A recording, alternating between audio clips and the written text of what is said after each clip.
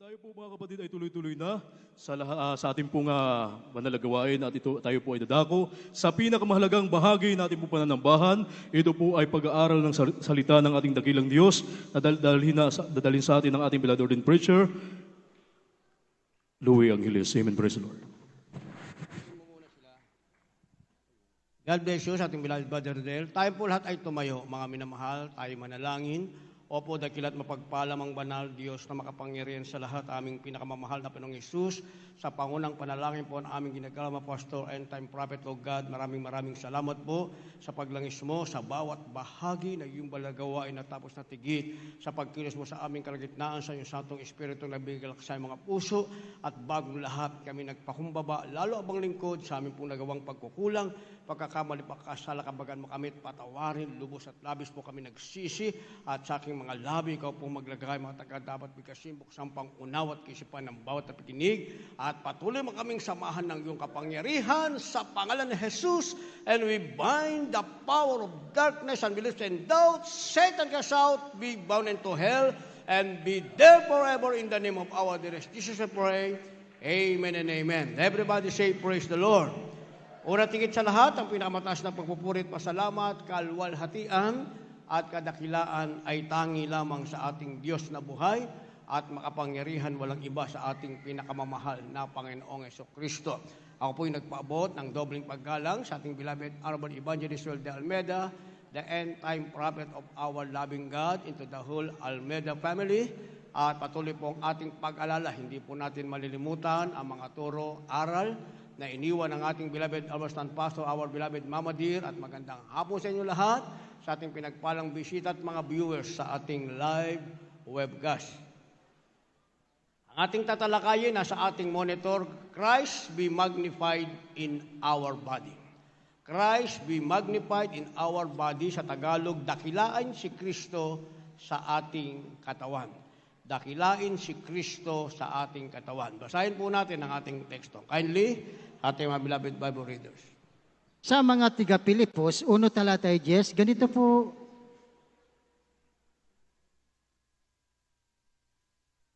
praise God. Ganito po ang pagkasulat. Ayon sa aking maningas na paghintay at pag-asa, nasa anumay hindi ko mapapahiya, kundi sa buong katapangan na gaya ng dati, gayon din naman ngayon ay dadakilain si Kristo sa aking katawan, maging sa pamamagitan ng kabuhayan o sa pamamagitan ng kamatayan. Amen. Palakpakan po natin, mga minamahal, ang ating pinakamamahal na Yesu Kristo. Sa panahon ngayon, mga minamahal, napakaraming taong naghihintay. Amen? Ano kaya ang magiging resulta ng halalan, mga minamahal? Kung manalo ang manok nila, nasa pwesto sila, yayaman sila, magiging masagana sila, yun ang kanilang paghihintay. Kung matalo ang kanilang mga manok, ano kaya ang gagawin nila, mga minamahal? Amen? Pero si Apostol Pablo, ang paghihintay niya, wala sa daigdig na ito, mga minamahal. Ang gusto niya ay dakilain ang ating mahal na Panginoon sa kanyang katawan, maging siya man ay buhay o patay. Yung kasi ang napakahalaga, mga minamahal. Kaya ang sabi niya, ito ang kanyang maninginas na paghihintay. Gusto niyang pagdating ng ating mahal na Panginoong Jesucristo, madatnan siya. Maningas siyang naghihintay, ang ibig sabihin on fire sa paglilingkod sa ating pinakamamahal na Panginoong Jesucristo para hindi masayang ang kanyang sinimulang paglilingkod sa ating mahal na Panginoon.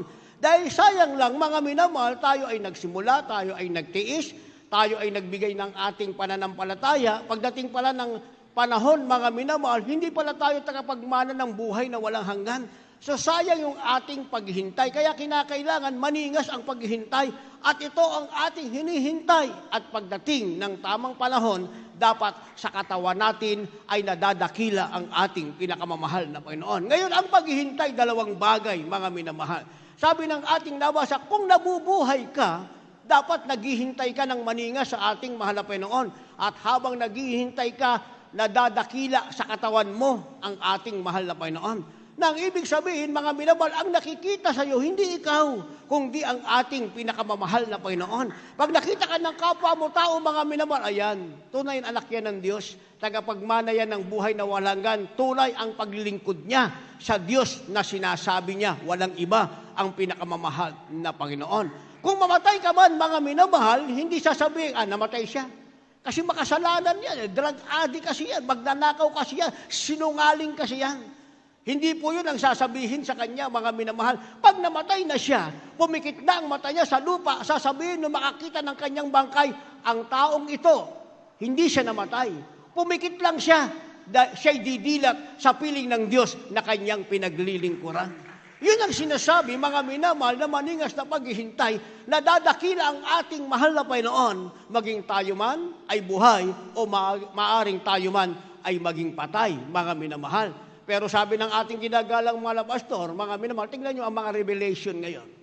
Noon, ang Diyos ay nangungusap, mga minamahal, hindi sa mga Kristiyano lamang.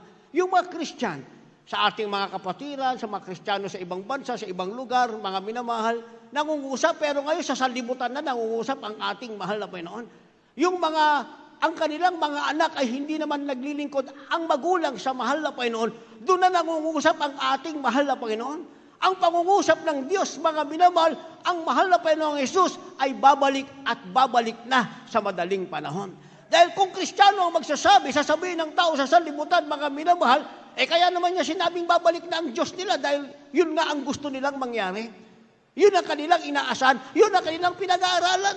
Kaya ginawa ng ating mahal na Panginoon, nangungusap siya sa hindi Kristiyano.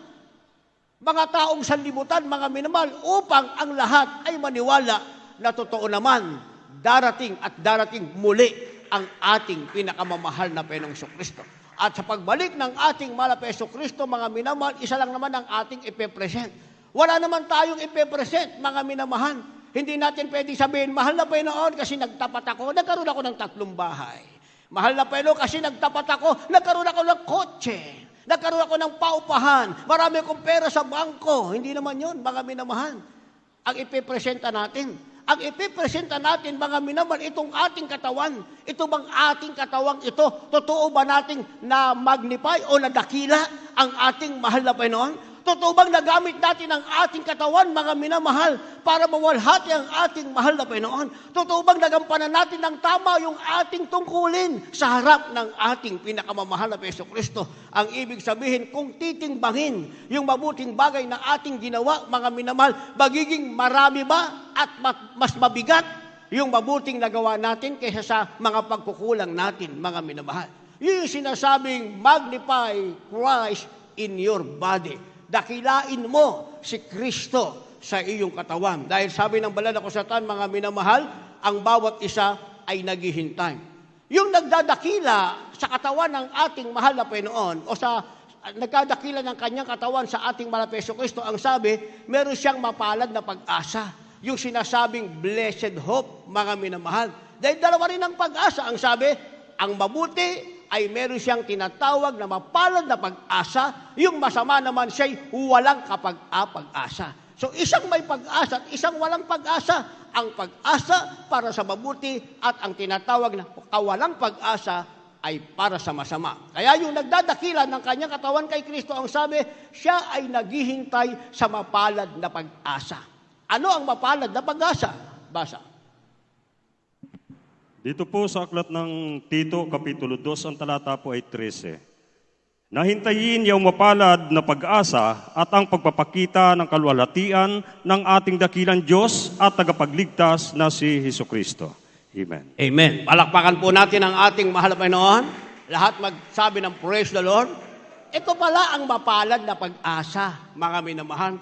Ang sabi, hintayin mo ang pagpapakita ng kaluwalhatian ng ating mahal na Panginoon. Kailan magaganap yan? Mga minamahal, sinasabi ng banal na kasulatan, in a twinkling of an eye, sa isang kisap mata lamang, mga minamahal, we will be in the air to meet God o Christ in the air. Isang kisap mata lamang yun, mga minamahal, isang kisap mata lang. There's no second chance, mga minamahal. Ang sabi, yun ang ating mapalad na pag-asa. Mapalad na pag-asang makita mo ang kaluwalhatian ng ating mahal na Panginoon na pagtugrog ng pakakak ng Diyos, mga minamahal, ang bawat isa na naglingkod sa Diyos ay nakahandang tumingala sa langit at sumalubong sa ating pinakamamahal na Panginoong Jesucristo. Hindi natin sasabihin, mahal na Panginoon, sandali lang, mahal na Panginoon. Mahal na Panginoon, mag-duty na po ako sa CR, mahal na Panginoon. Hindi ba? Hindi pwede natin sabihin yon, mga minamahal. Kinakailangan, mga minamahal, pagtunog na ng pakakak, mga minamahal, isa na lang ang gagawin natin. Sabi ng Banal na Kasulatan, look up in the sky and meet the Lord in the air. Yun lang, wala ka nang ibang gagawin pa, mga minamahal. Kaya pag nag-fail tayo, mga minamahal, sa pagdakila ng ating katawan, sa ating mahal na pero hindi natin magagawa yun.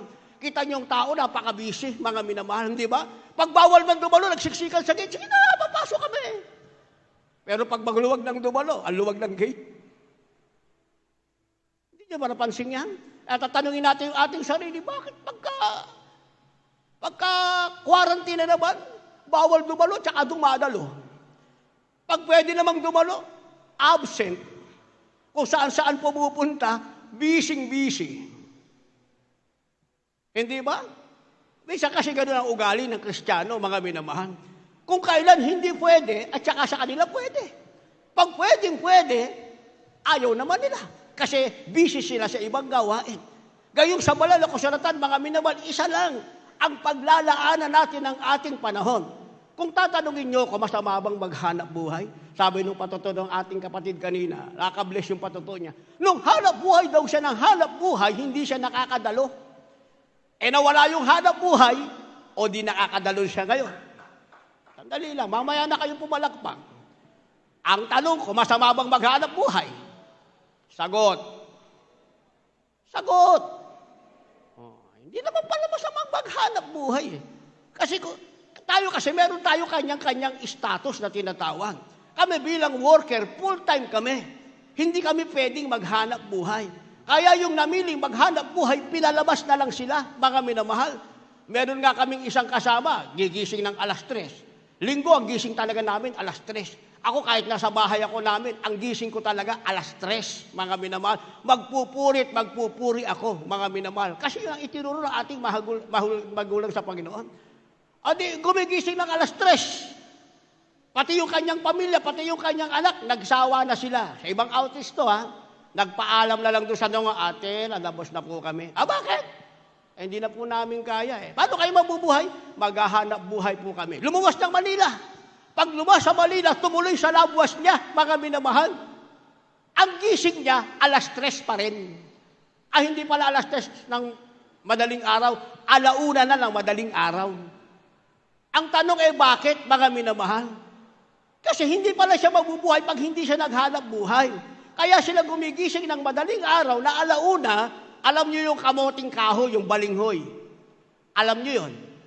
Yung kamoting kahoy, yung balinghoy, di ba ginagawang suman yun?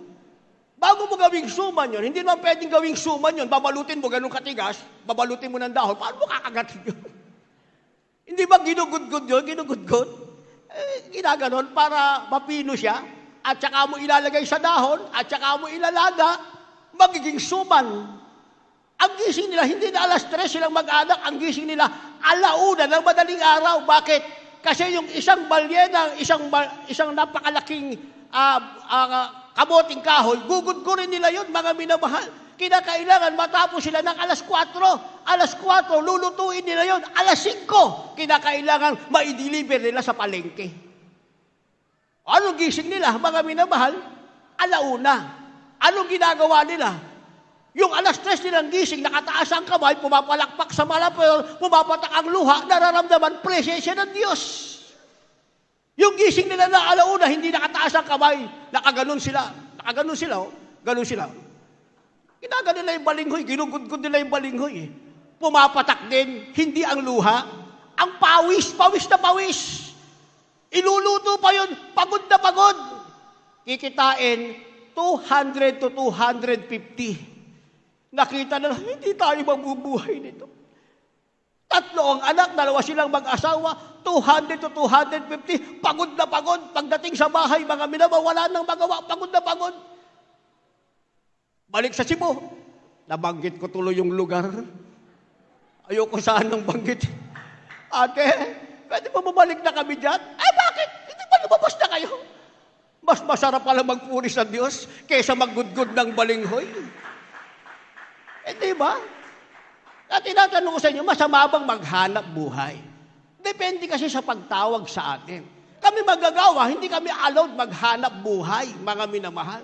Sabi ko nga sa inyo, sa Hong Kong, nung na-assign ako ng 1995, mga minamahal, nagkrusada tayo, may nag-alok na sa akin, magpipreach lang ako, isang 100 Hong Kong dollar ang ibabayad sa akin, magpipreach lang ako.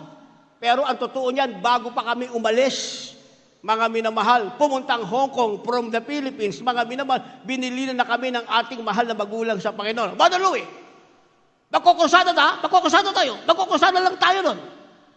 Huwag kayong tatanggap ng blessing sa mga kapatiran. Kung ano blessing nyo, yun lang ang blessing nyo. Kataka nga yung mga kapatiran sa amin. Bakit ayaw kaming... Kasi may blessing kami sa church. May mga kapatirang mahipo, magbigay sa amin. Hindi na namin pwedeng tanggapin. Sabi ng ating mahal na magulang sa Panginoon. Kasi para hindi kami maging kubitos, mga minamahal. Hindi kami magaya dun sa mga dinala ng una sa Amerika noong 1987. Pagdating sa Amerika, hindi na bumalik. Isa na lang ang nanatili, mga minamahal. Hanggang ngayon, ginagamit pa rin ng ating mahal na Panginoon. Doon na siya nagkapamilya, mga minamahal. Sabi nga yan, nung pumunta ako ng Amerika, isang English lang ang alam ko. Ano English na alam niya? John 3:16. For God so loved the world that He gave His only begotten Son. Yun lang ang alam niyang English, mga minamahal. Pero nakarating siya sa Amerika, 1987, ano na ngayon? 2022 na, nasa gawain pa rin ng ating mahal na Panginoon. Bakit? Kasi dinakila niya ang mahal na Panginoon sa kanyang katawan. Yung hindi para sa kanya, hindi niya ginawa, mga minamahal. Babalik tayo sa hanap buhay. Kami, ang status namin, hindi kami pwedeng maghanap buhay, mga minamahal. Pero, ang trabaho namin, gawin ang kalooban ng Diyos, mag-alaga ng kapatiran kung saan kami ma-assign. Pero kayo na nandyan, allowed kayo maghanap buhay. Pero pag naghanap buhay na kayo, mga minamahal, maghahanap buhay kayo sa panahong maghahanap buhay kayo, pero pagdating ng ating pananambahan, dapat nandito kayo sa ating pananambahan. Hindi yung puro lang hanap buhay, mga minamahal. Pag puro hanap buhay, nakapaghanap buhay ka nga, pero isang araw makikita mo, dahil hindi mo nadadakila ang Diyos sa iyong katawan, wala rin kwenta yung pinaghanap buhayan mo. Kumikita ka ng, sabihin natin, ng millions isang buwan, ang gastos mo naman pag nakasakit ka, 3 million isang buwan. O di wala rin. Yun yung sinasabi ng banal na kasulatan na naglalagay lamang sa butas na lalagyan. Sabi ng ating mahal na Panginoon, ang ating napag-aaralan, mga minamahal, dahil dinadakila natin ang Diyos sa ating katawan, ay meron tayong tinatawag na paghihintay na may pag-asa. Ang hinihintay natin habang tayo naglilingkod sa Diyos, mga minamahal, anuman ang ating kalagayan, anuman ang ating tungkulin, ginagampanan natin itong tapat. Ang sabi, ang ating pag-asa ay ang pagpapakita ng kaluwalhatian ng ating pinakamamahal na Panginoon. Na anytime, tumulog ang pakakak ng Diyos, mga minamahal, tumulog ang pakakak ng Diyos. Wala ka ng ibang magagawa pa, mga minamahal. Kundi tumingala lang sa langit, at salubungin ang ating mahal na Panginoon at tayo'y mapasa Panginoon magpakailanman. Pag nasa pananambahan tayo, dapat wala tayong iniisip. Ito, Bible study to ng ating beloved Mama Dear, our beloved Arbastan Pastor. Pag nasa pananambahan ka, wala ka munang iniisip. Meron ba kayong ibang iniisip? Ano iniisip nyo? Diba? Kahit meron kang iniwang negosyo, meron kang iniwang labos, huwag muna siyang isipin. Isipin mo muna, papaano madadakila ang Diyos sa iyong katawan. Pag yan ang iniisip mo, uuwi kang puspos ng Espiritu Santo ng ating mahal na Panginoon. Pero pag ang iniisip natin, paano, kamusta kaya yung nanay ko? Wala naman tayong magagawa sa nanay natin. Kagaya ng tatay ko, mga minamahal, sa probinsya din kami noon, ang tatay ko nabulag. Bakit? Dahil siya ay naputulan ng ugat sa batok, mga minamahal. Di nakarating sa akin ang balita na bulag. Ako'y nag-isip. Pag ako'y umuwi, makakakita ba ang tatay ko? Kung hindi loobin ng Diyos, hindi naman siya makakakita. Kahit puntahan ko pa siya, wala akong magagawa sa ganang aking sarili. Ang ginawa ko, ako'y nag-fasting ng 3 araw, mga minamahal. Mahal na Panginoon. Wala namang imposible sa'yo. Yung ang bulag, nakakita. Yung ketong ko nga, pinagaling mo. Yung tatay ko, hindi naman bulag yan. Nabulag lang. Ibalik mo ang kanyang paningin. Isang buwan na lumipas, yung gate namin doon sa probinsyang pinanggalingan ko, mga minamahal, bumukas. Ang unang pumasok yung tatay ko. Naghihintay ako, mga minamahal, nang umaalalay sa Kanya dahil nabulag nga daw. Naglalakad mag-isa. Bakit? Ibinalik ng Diyos ang paningin ng aking mahal na tatay. Walang imposible sa mahal na Panginoon.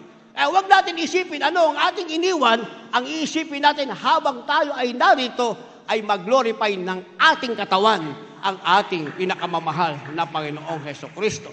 Paano natin magagawa yan? Jump tayo sa Ephesians. Ephesians chapter 4, verse 1 and 3. Magagawa nating dakilain si Kristo sa ating katawan pag ito ang ating ginawa. Basa. Sa mga taga-Epeso 4 talatay 1 hanggang 3, ganito po ang pagkasulat. Namamanhik nga sa inyo akong bilanggo sa Panginoon na kayo magsilakad ng nararapat sa pagkatawag na sa inyo'y itinawag. Ng buong pagkakumbabaan at kaamuan na may pagpapainuhod, nangagbabatahan kayo sa pag-ibig na pagsakitan ninyong ingatan ang pakikipagkaisa sa Espiritu sa tali ng kapayapaan. Amen. Lahat magsabi ng praise the Lord. Ihanda natin yung ating last verse. Ito ang nararapat nating gawin para madakila natin ang Diyos sa ating mga katawan. Ang sabi ng verse 1, chapter 4 ng Ephesians, mga minamahal, ang sabi na kayo'y magsilakad ng nararapat na pagkatawag na sa inyo'y tinawag. Lalakad daw tayo ayon sa pagkatawag ng ating pinakamamahal na Panginoon. Paano ba tayo tinawag ng Diyos? Tinawag tayo hindi para magmana ng impyerno. Tinawag tayo, mga minamahal, hindi para manatili yung ating karamdaman o kaya dagdagan pa yung ating karamdaman. Tinawag tayo hindi upang maghirap, tinawag tayo para pagpalain, pagalingin, lutasin ang ating problema, bigyan tayo ng kagalagan, ma-enjoy natin ang ating buhay habang hinihintay natin ang pagbabalik ng ating mahal na Panginoon. Doon tayo tinawag. Pero sa pagkatawag, mga minamahal, meron tayong iba't ibang tungkulin. At ang tungkulin, mga minamahal, hindi siya nagmumula sa taas. Meron bang tungkulin nagmumula sa taas, mga minamahal? Ang tungkulin nagmula sa taas, mga minamahal, hindi mo naranasan yung tungkulin sa baba, hindi mo magagampanan ng maayos yan. Naunawaan nyo, mga minamahal? Naunawaan nyo? Ako, nung nagtrabaho ko, dapat ang una kong posisyon, supervisor. Sa malaking kumpanya sa Pilipinas, mga minamahal, pero mas pinili kong maging timekeeper and encoder. Mas pinili ko yun, mga minamahal. Kaya nung nagtatrabaho na ako, mga minamahal, sa construction firm, ang laki ng problema ng aming supervisor. Yung supervisor namin, hindi siya marunong mag-English, hindi siya makagawa ng report. Galit na galit yung aming project manager. Hindi ko alam paano siya naging supervisor, mga minamahal. Yun sana ang papalitan ko. Kaso maghintay pa ako ng isang buwan. Sabi ko doon sa HR manager, hindi na. Kahit anong tungkulin, basta gusto ko magtrabaho. Yun ang gusto ko. O di nagtrabaho ko. Timekeeper, ang hawak kong tao, 271, mga minamahal. Yun ang hawak kong tao. 16 na engineer, 55 na karpentero, installer, 55. Basta ang total nila, 276 pala, hindi to sa 271. 207, kasi 16 yung aming mga iba't ibang klase ng engineer, mga minamahal. So dadaan sa akin yung mga attendance noon, mga minamahal. I-encode mo pa yung trabaho nila, works description. I-encode mo pa yon, mga minamahal. Mabuti na lang doon ako napunta. Kung napunta ako sa pagiging supervisor, hindi ko rin alam kung ano gagawin ko, mga minamahal. Di ba? Ganun din sa pagtawag sa atin. Pag iniwasan natin yung pinakamababang gawain na ma-assign sa CR, magpulot ng basura, hindi ka makakit sa pinakamataas. Hindi mo rin madadakila si Kristo sa iyong katawan. Kaya hindi natin pwedeng sabihin, hindi kasi yung dating tagabulot ng basura, basurero kasi yun, kaya magaling magbulot ng basura. Anong hinihintay natin? Gusto mo pang gawin ka ng Diyos na maging basurero? Isang araw, basurero ka na. Sabi mo, ito pala, pakiramdam ng isang taong basurero. Di ba? Kahit kami, mga minamahal. Pero ba ating ginagalang mahal pastor, ating beloved Mama Dear, saan sila nakatira? Sa CR, nalanasan nila yon. Ang trabaho ng ating ginagalang mahal pastor, magwalis ng surrounding. Mula alas 5 hanggang alas 6 ng umaga, dapat 1 oras na lang gagawin yon. Dahil dapat hindi na sila makikita sa buong maghapon. Dahil doon sila pinatira sa loob ng CR. Isipin nyo, nagampanan niya ng ating mahal na magulang sa Panginoon. Sa pastoral house, ang ating mahal na magulang sa bayan, ako natutulog ako, kinumutan ako. Binigyan ako ng pagkain, nilulutuan kami ng pagkain. Ginampanan na yung pinakamababang tungkulin, mga minamahal. Kaya ganoon din naman kami, dumaan ako. Pagpunta ko sa pastoral house, 1991, January 4, ang una kong tungkulin, mga minamahal, sa umaga, prayer warrior ako. Kasi katatapos ko lang ng 10 days fasting. Pagdating ng tanghali, karpintero ako. Tanghali yon. Pagdating ng hapon, mamalengke, mag-igib ng tubig, mga minamahal, at alalayan yung mga lalabas na sister. Yun ang trabaho ko. Pagdating ng gabi hanggang alas 2 na madaling araw, dishwasher ako. Kaya nyo yun? Kaya nyo yun. Taas ang kamay, nakakaya. Ia-assign ko kayo rito. O, ayaw nyo. Ia-assign ko kayo rito. Tignan ko kung kakayanin nyo yun. Hindi ka naman pwede maging prayer warrior pag wala kang fasting. Hindi ka rin pwede maging karpentero kung hindi ka marunong pumukpok ng martilyo. Di ba? Kaya nga sinasabi ko, yung pagiging mahirap ko, nakatulong sa akin. Yung ating pangit na kalagayan, mabuti yan sa'yo. Bakit? Marunong ako magkarpentero. Marunong ako mag-igib ng tubig. Marunong ako mamalengke. Marunong ako maghugas ng plato. Ng kardero. Sa kardero sa pastoral house nung panahon yun, 12 malalaki. Lahat ng ilalim nun, kulay itim. Kayang-kaya kong paputain. Bakit? Tinuruan ako ng nanay ko eh. Nakapaghugas na kayong karderong maitim yung ilalim? Sino naghugas ng kardero maitim ang ilalim? Wow! Talaga? Praise the Lord naman. E mga choir member, sino naghugas? Choir member lang kausap ko ha. Tignan natin choir member. Naghugas ng karderong maitim ang ilalim. Meron din. Siguraduhin niya, ha? Kayong mga kabataan, tatanungin ko nanay nyo. Pag sumagot silang tamad kayo sa bahay nyo, magkikita ulit tayo. Siguraduhin nyo yan. Diba? Kailan doon ka muna sa pinakamababang tungkulin, mag-enjoy ka dyan, gampanan mo yan. Bahala ang Diyos magtaas sa'yo sa tamang panahon. Yan ang sinasabing, lalakad tayo ayon sa pagkatawag sa atin. Sabi ng verse 3, mga minamahal, ng buong kapakumbabaan. Minsan yung salitang humility, humbleness, hindi alam ng iba yung meaning. Ano bang meaning nun, mga minamahal? Sabi, pag wala kang kibo, humble ka. Hindi po, mga minamahal. Pag dinis ka ng CR, walang kibo. Opo, hindi naman sumunod. Hindi ba? O, bantayan mo yung kapatiran doon. Opo, hindi naman sumunod. Hindi yun ang tinatawag na papakumbaba, mga minamahal.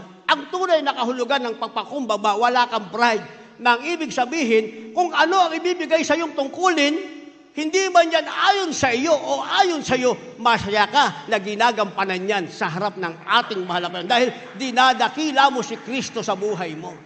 Pero pag tinatanggihan mo yan, tumatanggi ka, baka makalusot. Lalo na, minsan pag dalawang linggo, wala si Mother Louie. Walang mag-check. Mga leader, hindi rin na mag-check kasi mga leader, nakaupo lang din lagi. O, hindi ba? Matatapos din, hindi alam ni Mother Louie yan. Tama naman, hindi ko talaga alam yan. Pero may Diyos sa langit nakatingin sa ating lahat, nakakaalam ng lahat ng bagay. Kaya pagkatapos nating lumakad sa paglakad, sa tamang paglakad, sa ating pagkatawag, dapat may buong kapakumbabaan. Verse 3 ang sabi, ingatan ang pakikisa sa Espiritu. Kaya may kaugnayan yun sa Espiritu ng Diyos na nasa atin. Tanong mo, pag hindi mo nagawa ang tungkulin mo, malungkot ka. Kahit puspos na yung katabi mo, hindi ka mapuspos. Bakit? Grieve yung Holy Spirit, umaalis sa'yo. Pero gampanan mo yun, ikaw lang mag-isa. Ako sa kitchen, 5 kami. Isa lang ako maiiwan doon, kaya abutin ako na alas 4. Alas 4 ang tulog ko, alas 9, gising na kami. Puri na namin yun, mga minamahal. Puri na namin yun. Pero ginawa ko yun na mahabang panahon, ako lang mag-isa. Wala akong pakialam sa makasama ko kung ayaw nilang gawin. Sa akin, kinakailangang gampanan ko kung ano ang ibinigay sa akin. At ang kain ko nung gabi lang. Sabi na ating beloved assistant pastor, our beloved mother, yan ang tukulin mo, Mother Louie, gabi ka lang kakain. Gabi lang ako kakain, mga minamahal. Sabihin, pagtapos na ang lahat kumain, at saka ako kakain. Pagkakain ko, sisimulan ko ng maghugas ng mga kardero, mga minamahal. Lilinisin ko ng kitchen, iwawash out ko hanggang alas 4 na madaling araw. Ako na lang mag-isa, iniwan ako ng aking makasama. Ang tanong naman, sino naman ang pinagpala? Sila ba o ako? Sasabihin kong ako ang pinagpala ng ating mahal na Panginoon. Sabi ng ating nabasa, ingatan ang pagkisa sa Espiritu Santo. Kasi may kaugnayan yan sa ating pakiisa sa Espiritu Santo. Pag ginagampanan mo yung tungkulin mo, dinadakila mo si Kristo sa iyong katawan, ang Espiritu ng Diyos nasa iyo palagi. Palagi kang puspos ng Espiritu Santo. Pag nagawa natin yan, last verse. Pag handa natin magpaawit, panugtog, wala na tayong oras.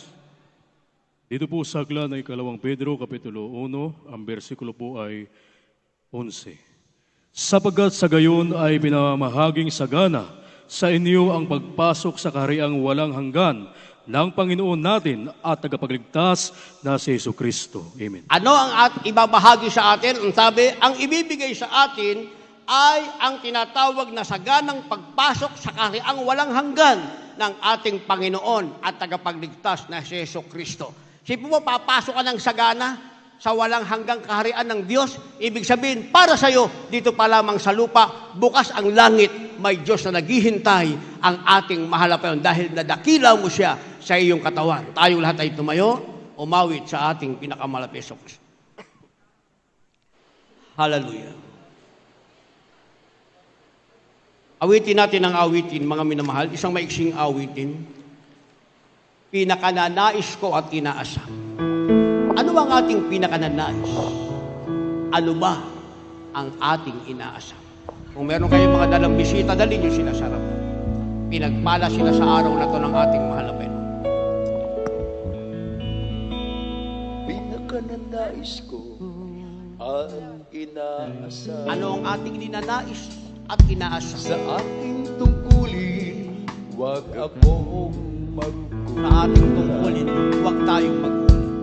Upang sa mabuhay o sa mamatay,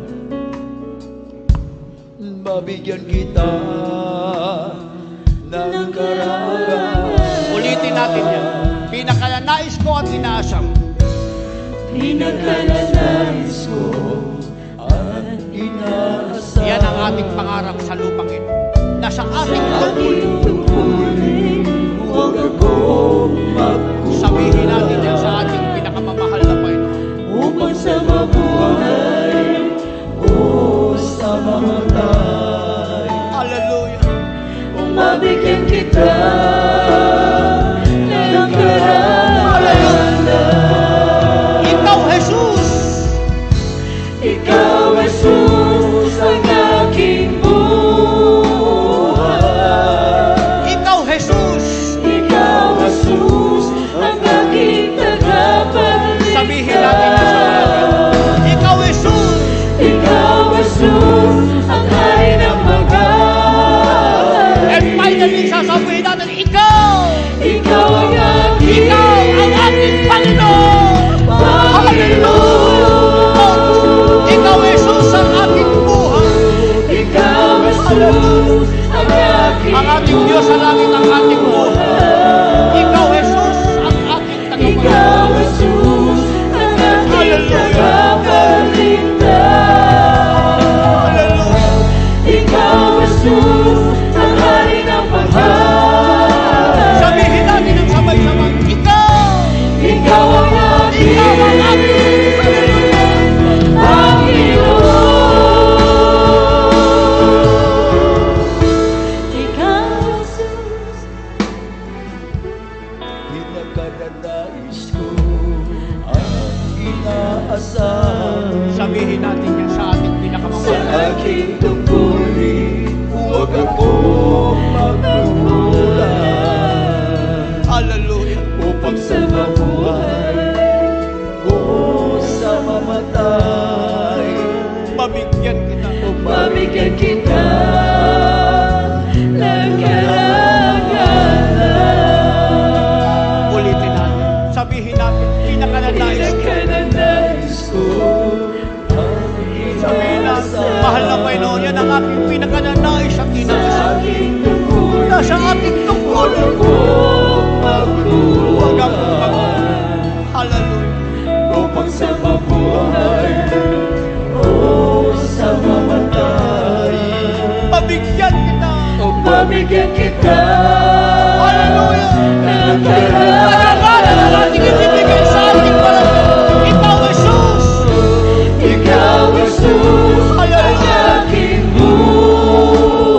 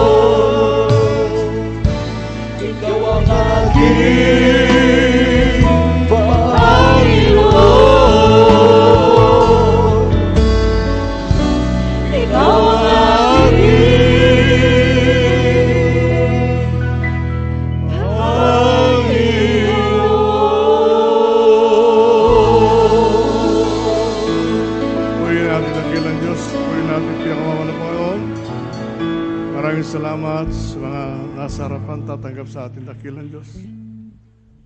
Huwag muna kayo tumungo, minamahal. Tignan niyo muna ako pag-uusap tayo. Kasi pag nagatungo, kung minsan, dalawa ibig sabihin yan, hindi nakikinig o hindi naintindihan. Ang sabi sa Biblia, sa Juan 1:12, as many as receive Him, to them He gave them power to become sons of God. Sa mga tumanggap sa Kanya, binigyan sila ng karapatang maging anak ng Diyos. So hindi sa reliyon nagsasabi, anak din kami ng Diyos. Mga minamahal, hindi po. Pag ikay anak ng Diyos, bautismado sa pangalan natin Panginoon Kristo, anak ka ng Diyos. Pero pag hindi mo ginagawa ang kalooban ng mga Panginoon, hindi ka anak ng Diyos. Maaring anak ka ng kaaway ng Diyos. So, pakinggan niyo mainam, meron pong 4 na reglamento ang kaligtasan. Ang una po yung pananampalataya. Ang pananampalataya, hindi relihiyon. Sinasabi lang ng mga leader sa relihiyon, meron na kaming pananampalataya. Wala po. Meron silang relihiyon, wala silang pananampalataya. Sapagkat ang pananampalataya, ibig sabihin, paniniwala at pagtitiwala sa Diyos. Ang naniniwalang may Diyos na hindi niya nakikita at nagtitiwala sa kanyang kapangyarihan, yun po yung mga tunay na anak ng Diyos. Kaya, dapat magkaroon kang ng pananampalataya. Yun ang unang requirement. Ang pangalawa, pagsisisi. Walang taong makasalanan na pupunta sa langit. Tandaan niyo po yung minamahal ko. Walang taong makasalanan na pupunta sa langit. Kinakailangan dito sa lupa, pagsisihan mo yung makasalanan mo at mamuhay ka na may kabanalan, sundin mo kalooban ng ating dakilang Diyos. Ang pangatlo, yung pong bautismo sa tubig sa pangalan ng ating Panginoong Hesukristo. Gawa 2:38, ang sabi, bautismo sa pangalan natin Panginoong Hesukristo at tatanggapin mo ang siyam na kaloob ng Santong Espiritu. Bibigyan ka ng kaloob ng ating dakilang Diyos na hindi po binibigay, minamahal ko, doon lang sa tao na sa reliyon. At ang pang-apat, Diyos na po ang gagawa. Yung bautismo sa Santong Espiritu. Ang Diyos ay mananahan sa iyo at ulitin ko, ang Diyos hindi kailanman hindi mananahan sa isang taong makasalanan. Kaya nga po, ang gagawin nyo ngayon, minamahal ko, tatanggap sa ating dakilang Diyos. Ulitin ang panalangin na aking sasambitin. Itaos ito sa puso, minamahal ko. At ang kahabagan ng ating dakilang Diyos sa tanggapin nyo. Manalangin po tayo. Itaas ang kamay, minamahal. Ulitin ang panalangin na aking sasambitin. Opo, dakila naming Ama, Diyos na makapangyarihan. Sa iyong pangalan, aking pinakamamahal na Panginoon Hesus. Pinakamamahal na Panginoon, tinatanggap kita bilang aking tagapagligtas, Diyos at Hari na aking buhay. Pinakamamahal na Panginoon Hesus, ako po ay isang taong makasalanan, lumalapit sa iyong banal na harapan at nagsisisi sa bawat kasalanang aking nagawa, magmula na bata ko magkaisip hanggang sa sandaling ito. Pinakamamahal na Panginoon Hesus, patawarin mo po ako, iligtas mo po ako, maging ang aking mahal sa buhay. Ito'y samot panalangin ko sa makapangyarihang pangalan ng aking Panginoon Hesus na aking tananggap. Amen. Praise the Lord. Bitungkulin po ang bawat mananampalataya, minamahal. Sa atin noong araw, may nanalangin. Kaya tayo po manalangin, alang-alang sa kaligtasan ng nasa harapan. Opo, dakila namin ang Diyos sa makapangyarihan sa iyong pangalan, aming pinakamamahal na Panginoon, pinakamamahal na Panginoon, sa paunat panalangin po ng aming minamahal, ginagawa ng Pastor Evangelista, Willis Tatalmeda, narito po yung mga tao sa iyong harapan, nagsisis ka ng makasalanan.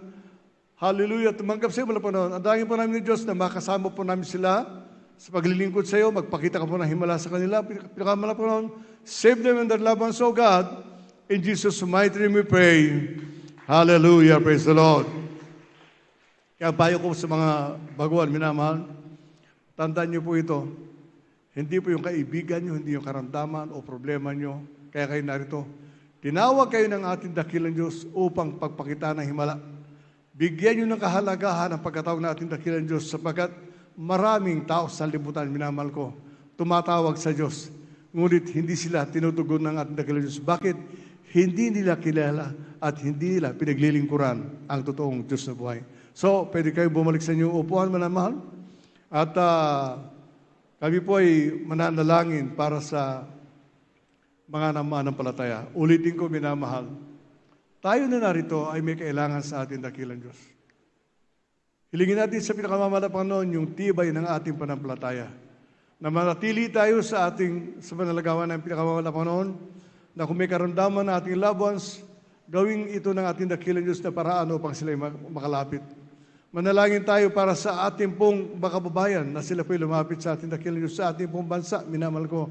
Nabigyan tayo ng kalayaan upang magsama-sama, katulad dito minamahal ko, at patuloy na palawakin ng ating dakilang Diyos ang banal na gawain ayon din sa ating pananampalataya. Kaya nga po tayo minamahal, sa sandaling ito, humiling tayo sa ating dakilang Diyos na tayo may karamdaman. Kung may problema, tandaan po natin, ang Diyos na ating sinasamba, makapangyarihan sa lahat. Kaya po tayo minamahal ay manalangin na may panampalataya sa ating dakilang Diyos. Opo, dakila namin Ama, Diyos na makapangyarihan sa iyong pangalan, aming pinakamamahal na Panginoon. Pinakamamahal na Panginoon, sa paunat panalangin po ng aming minamahal at ginagalang na Pastor Evangelista Willie Estrada Almeda. Nato kami sa iyong banal na harapan, nagpapakumbaba, nagsusumamo sa iyo, humihingi ng tawad sa lahat po ng pagkukulang sa mga kainan na pagbigyan. Patawad po, pinakamamahal na Panginoon. Dalangin po namin, O Diyos, ang kalakasan, kalusugan, pag-iingat, pagpapala, mahabang buhay. Sa aming minamahal, ginagalang na Pastor Evangelista Willie Estrada Almeda, yung banal na propeta, the beloved children, children-in-law, grandchildren, and great-grandchildren, sa lahat po ng mga aral, lahat po ng mga gagawa, minamahal, mahal kapatiran sa buong daigdig, pagpalain mo, tugunin ang panalangin, ibangon na sa banig ng karamdaman, lutasin ang problema, alisin mo yung hadlang sa kanilang paglingkod sa iyo. At sa iyong makapangyarihang pangalan, aming sinasaway, at di mo yung karamdaman, devils of sickness and disease, devils of unbelief and doubts, devils of hindrances, devils ng kahirapan, lumayas ka sa mga Jesus. Problem be solved. In Jesus' mighty name we pray. Be healed right now. In Jesus' mighty name we pray. Hallelujah. Praise the Lord. Hallelujah. Praise the Lord. Purihin natin dakilang Diyos. Sa sandaling ito, minamahal. Atin po ang kinin. Ang katugunan ng ating panalangin. Bilang mga anak ng Diyos, tandaan po natin niya, minamahal. Sabi nga po, sa Biblia, ang Diyos hindi napabibiro. Kung ano yung itinanim mo, siya nga anihin mo. Kaya kung nagtanim ka ngayon ng pananampalataya, aani ka ng biyaya mula sa ating mga Panginoon. So tandaan po natin, minamahal, tayo lulunod na 3 beses, kasabay po ng pagsigaw ng Hallelujah, praise the Lord. Gawin natin, Hallelujah, praise the Lord! Hallelujah, praise the Lord! Hallelujah, praise the Lord! Palagpakan natin ating dakilang Diyos. Thank you, Lord God. Thank you, dear Jesus. Maraming salamat sa ating pinakamamahal na Panginoon. At narito po ating bilang